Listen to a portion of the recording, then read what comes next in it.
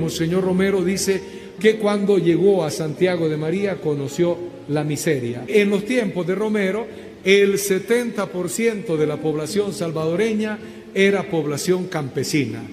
Y Monseñor Romero va a recibir premios de unos pastores de Estados Unidos por su compromiso con la justicia. Y Monseñor Romero también le va a dar un doctorado honoris causa, aunque esto no es de ecumenismo, pero de alguna manera está vinculado, la Universidad de Lovaina en Bélgica, que Lovaina hoy más o menos, pero en aquellos tiempos era una universidad de mucho prestigio.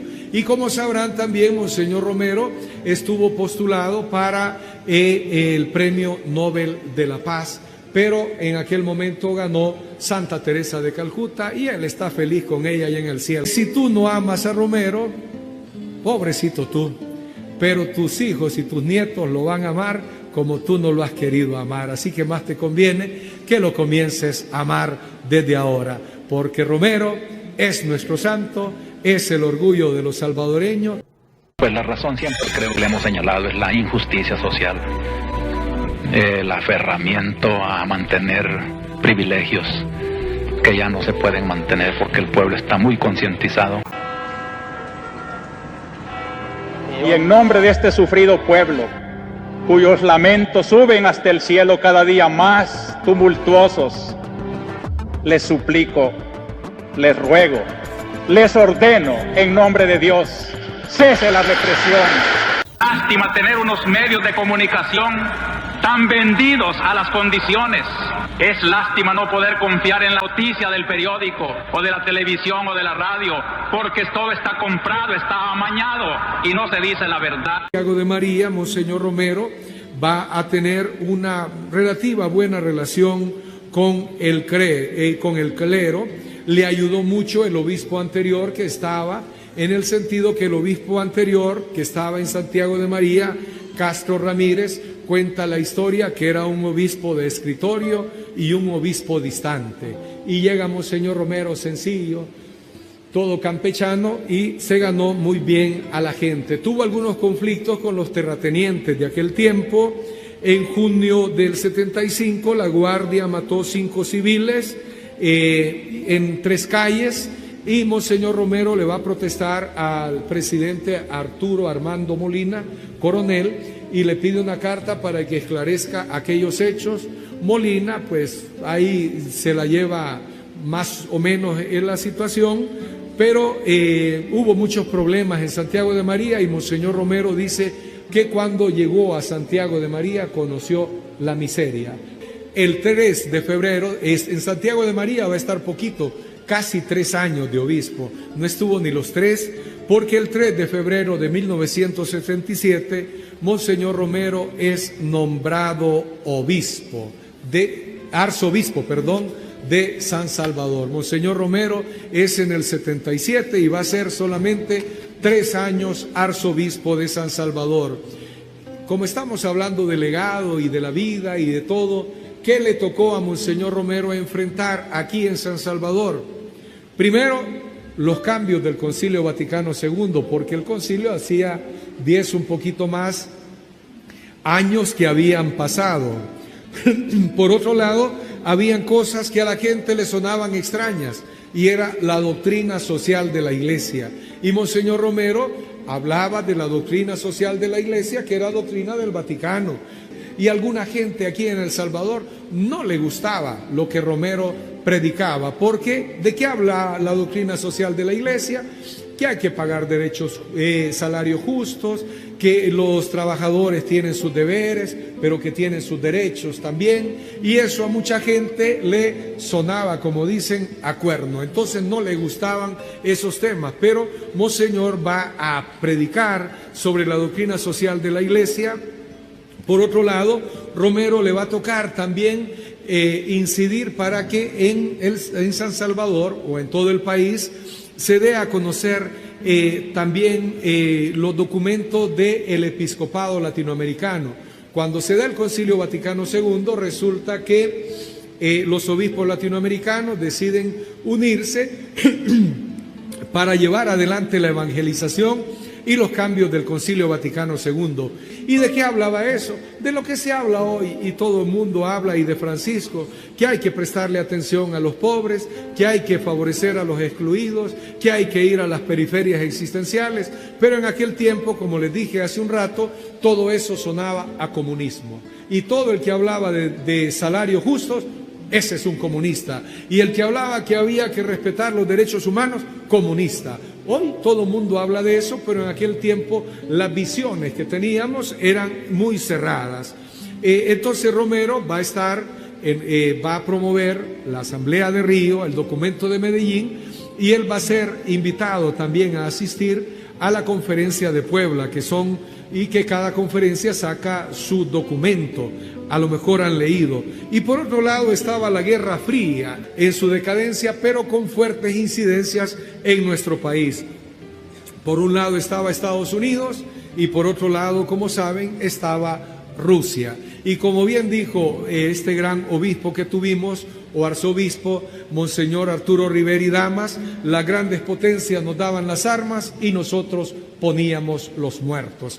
Por otro lado, en el país, y hay que desideologizarse, hablar de estas cosas no es hablar en favor de nadie, sino que había mucha injusticia en el país. En los tiempos de Romero, el 70% de la población salvadoreña era población campesina. Nuestros catequistas, por ejemplo, en Chalatenango, les puedo hablar que porque comenzaron a decirle a los finqueros que querían salarios más justos, los acusaban de comunistas, y con eso ya comenzaba la persecución, pero no era que fueran comunistas. Después, eso sí, ¿verdad? Y yo no vengo a aclarar la historia porque no soy historiador. Cuando a nuestros catequistas los comienzan a matar, vienen algunas organizaciones políticos militares que les dicen: miren, ustedes están reclamando justicia y los están matando. Nosotros también, pero ya tenemos armas. Y entonces a muchos cristianos les lavaron pues la mente, pero ellos, los cristianos nuestros, estaban luchando, pero desde la perspectiva de la fe. Pero ya cuando se agarraron las armas, algunos, porque no fueron todos, ya eso fue otra cosa. Pero había una persecución también para los catequistas allá en Chalatenango, y la gente comenzaron a acusarle y no había motivo de peso, pero así sucedió. Monseñor Romero, aparte de todo eso que va a enfrentar, y para tratar de ayudar a solucionar esos problemas, va a escribir 5 cartas pastorales. Las cartas pastorales son documentos que los obispos hacemos, pero que casi nadie lee, pero ustedes sí, ¿verdad? Supongo yo. Y si hay algo que Romero pudo hacer y lo hizo bien, aunque ahora lo difamen, es mantenerse en la línea pastoral, mantenerse en la línea del Evangelio. Y él le desagradó cuando se dio cuenta que algunos cristianos se habían vinculado. Ellos Romero luchaba por la justicia, los derechos humanos, pero se sentía sumamente desagradado cuando muchos cristianos comprometían la lucha por la justicia y los derechos humanos con ideologías. Eso a él le desencantó. Y también, ¿por qué no decirlo?, le desencantaba cuando sus sacerdotes se inclinaban por una u otra fuerza. Porque ha sucedido en la iglesia. A algunos parece, ¿verdad?, que solo cuando fueron cipotillos, solo los chinearon con la mano derecha, ¿verdad? Y otros parece que solo los chinearon con la mano izquierda, ¿verdad? O con el brazo izquierdo. Pues a Monseñor Romero le desagradaba cuando sus sacerdotes o sus agentes de pastoral se polarizaban tanto a un extremo como al otro extremo, porque para él la línea que importaba era la línea del Evangelio. Y él va a morir así. Los que lo difaman es porque no lo han leído, pero desde la primera hasta la última página, Monseñor Romero siempre queriéndose mantener en la línea. Y Monseñor va a morir y va a estar amenazado por las dos extremas de este país. Otra cosa, ¿de qué habló Romero y habló tan ampliamente? Como ya les decía, habló de los derechos humanos. Una de las grandes locuras, o de las grandes cosas de Romero es defender la dignidad de la persona, y que él predicaba que lo mismo valemos ante Dios el gran profesional o el gran rico y el pobre más miserable. Esa es la locura de Romero. Y aunque nos guste o no nos guste, esa es la gran verdad. Ante el Señor nuestro Dios, todos somos sus hijos muy amados. Y tanto el pobre, el miserable, el que no tiene que comer, vale ante sus ojos como el que tiene mucho dinero.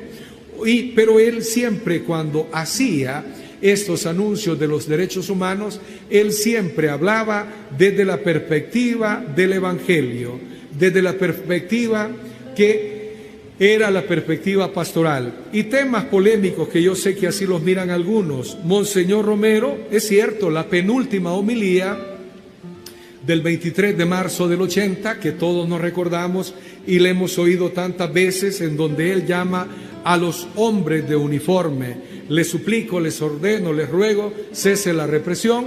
Y algunos se han quedado solo con eso y piensan que eso fue lo único que Romero dijo. Y es cierto, había que hacer ese llamado.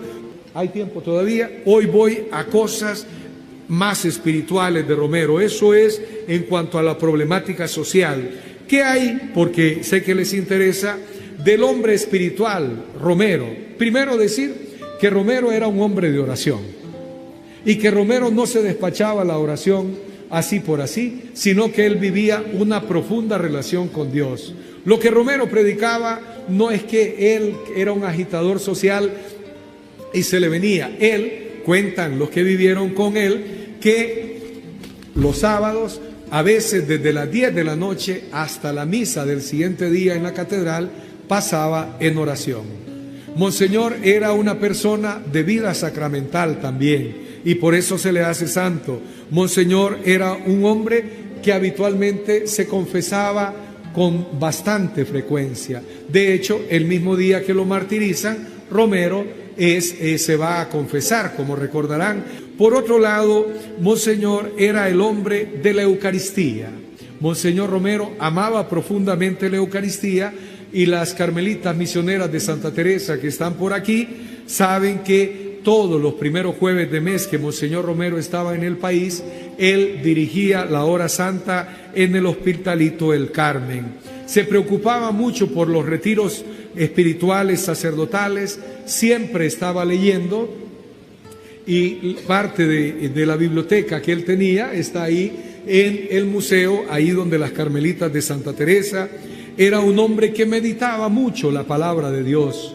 Romero no, quitémonos de la cabeza que era un agitador social solamente, aunque esa va a ser la misma acusación que le van a hacer a Jesucristo, pero era un hombre de oración y de la palabra de Dios. Y Monseñor Romero va a recibir premios de unos pastores de Estados Unidos por su compromiso con la justicia, y Monseñor Romero también le va a dar un doctorado honoris causa, aunque esto no es de ecumenismo, pero de alguna manera está vinculado, la Universidad de Lovaina en Bélgica, que Lovaina hoy más o menos, pero en aquellos tiempos era una universidad de mucho prestigio. Y como sabrán también, Monseñor Romero estuvo postulado para el Premio Nobel de la Paz, pero en aquel momento ganó Santa Teresa de Calcuta, y él está feliz con ella allá en el cielo. No le está reclamando, me quitaste el premio. No, ¿verdad? Están re felices allá en el cielo.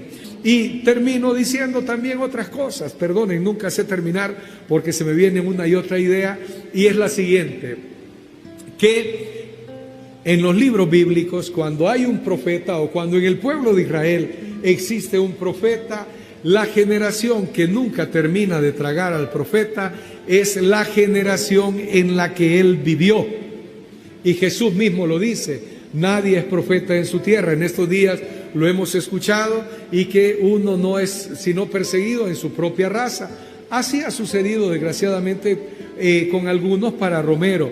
Pero una buena noticia es que en la Biblia la segunda y la tercera generación es la que comienza a hablar más profundamente del profeta y la que comienza más a amar al profeta. La generación en la que él vive, ahí algunos sí, otros no. Pero la segunda y la tercera generación en adelante aman profundamente al profeta. ¿Qué quiero decir con esto? Que si tú no amas a Romero, pobrecito tú.